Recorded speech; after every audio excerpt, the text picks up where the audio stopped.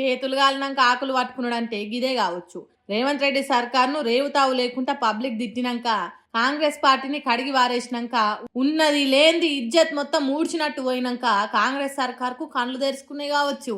RTC JAC అడిగిన అన్నిటికీ తప్పకుండా తల వంచి ఓకే చెప్పింది.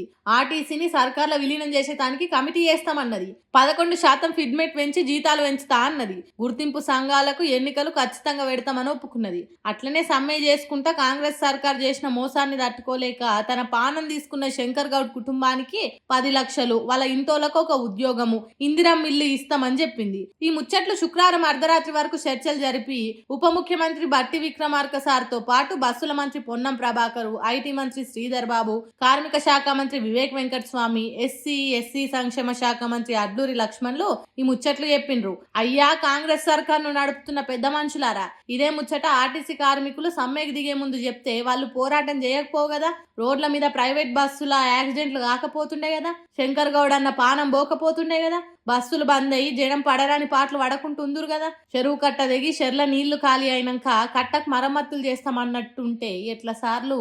ఆర్టీసోలకు ఇచ్చిన హామీలను 2.5 ఏళ్ల నుంచి అమలు చేయకుండా ఇంత దాకా తెచ్చి అటు పబ్లిక్ పానాలు ఇటు ఆర్టీసీ కార్మికుల పానాలు పోయేటట్టు చేసి ఏం సాధించిండ్రు సారు?